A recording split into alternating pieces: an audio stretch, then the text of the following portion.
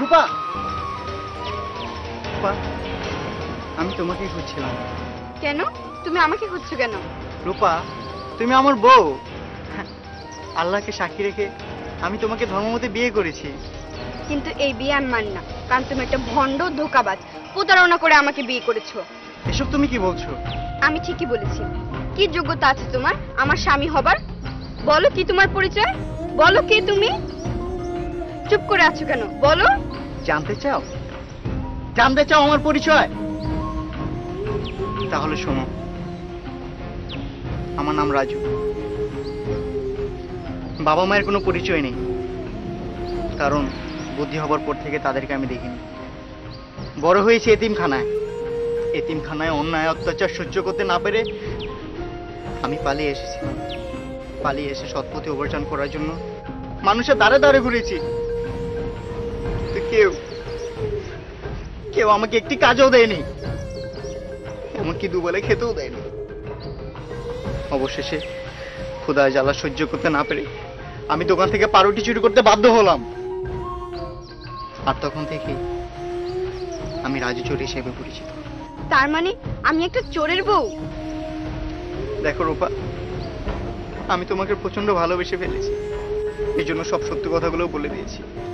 কিন্তু কিন্তু তুমি বিশ্বাস করো, আমি আর কখনো চুরি করব না। তুমি আমাকে একটি সুযোগ দিয়ে দেখো, আমি চোরের পথ ছেড়ে দেব। মাত্র একটি সুযোগ দাও।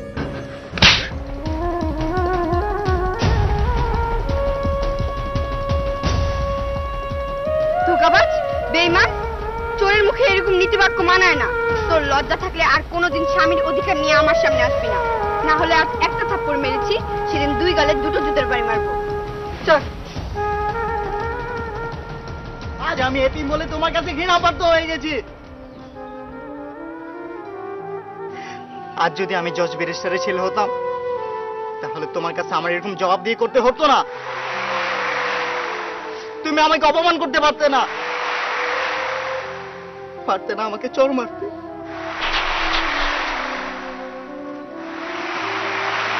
তবে মনে রেখো, তুমি আমাকে যত অপমানই করো না কেন, আমি আমার অধিকার আদায়ের জন্য তোমার কাছে বারবার আসবো।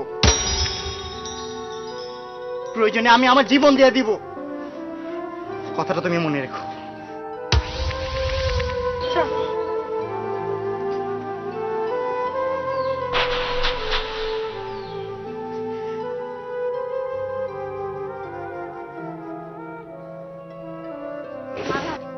শোন, আমার ভালো লাগছে না, তুই ঘুরে আয়, আমি বাসা চলে যাই।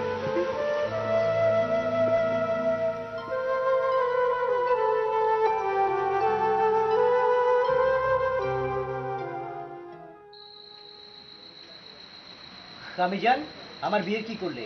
হ্যাঁ, তাই তো, অনেকদিন হয়ে গেল। রূপার বাবাও তো কোনো খবর পাঠালো না।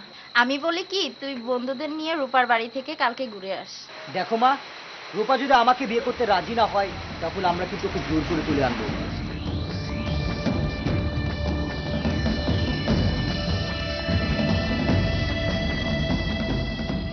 তুই যাই বলিস, সেই রাজুর গায়ে হাত তোলা তোর মোটেও উচিত হয়নি। হয়েছে, ওই ধোঁকাবাজ চোরের হয়ে তোর আর উকলাতি করতে হবে না। রাজু চোর হোক, ধোকাবাজ হোক, যাই হোক না কেন, আইন মোতাবেক সে তো স্বামী। আর সবচেয়ে বড় কথা হলো, তুই তার জীবন সাথী।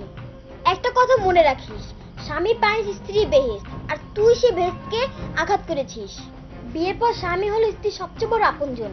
স্বামী ঘরে স্ত্রী ঘর, স্বামী সুখ স্ত্রী সুখ। তাই আমি বলবো, রাজুর কাছে তোর ক্ষমা চাওয়া উচিত। দেখ, অনেকক্ষণ ধরে তোর বকবক শুনছি। তুই যদি আমার সাথে সম্পর্ক ভালো রাখতে চাস, তাহলে এখান থেকে চলে যা, নয়তোবা কিন্তু আমি অপমান করে বের করে দিতে বাধ্য হব।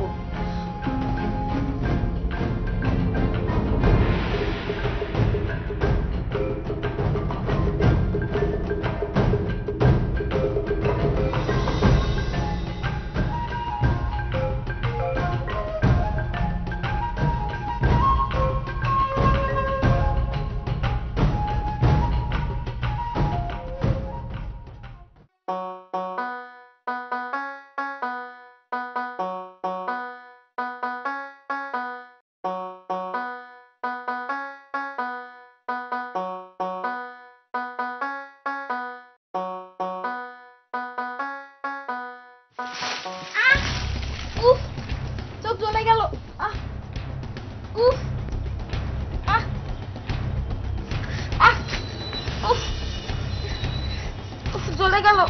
আরে কি হয়েছে? তোকে যেন কি একটা গেছে। আরে দাঁড়াও দাঁড়াও, আমাকে একটু দেখতে দাও। আরে ভালো করে তাকাও না। আরে দেখতে দাও না।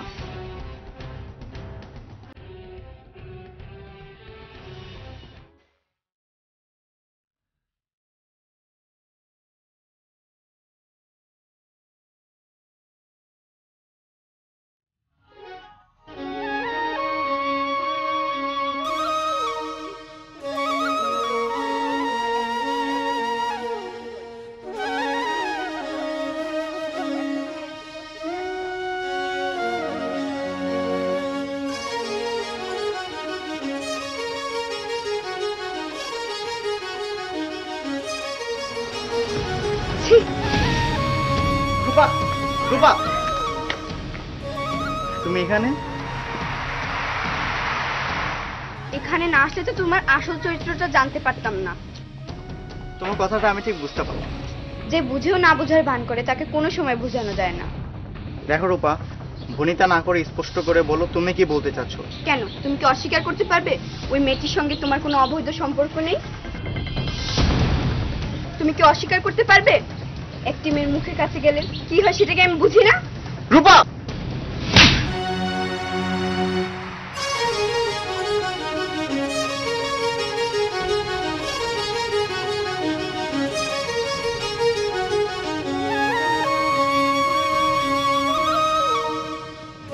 ছি রূপা, ছি।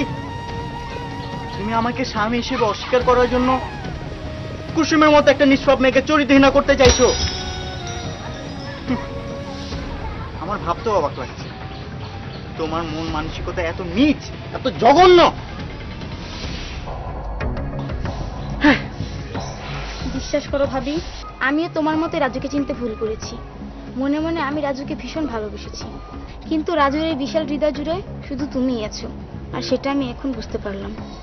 সে আমাকে ছোট বোনের চোখেই দেখে। আসলে আমার চোখে হঠাৎ করে ময়লা গিয়েছিল, আর রাজু আমার চোখের সামনে গিয়ে সেই ময়লাটাই বের করেছিল। রাজু, আমাকে ক্ষমা করে দাও। তোমাকে না জেনে সন্দেহ করেছি, অনেক অপমানও করেছি, হাতও তুলেছি। প্লিজ আমাকে ক্ষমা করে দাও, প্লিজ। তোমাকে আমি অনেক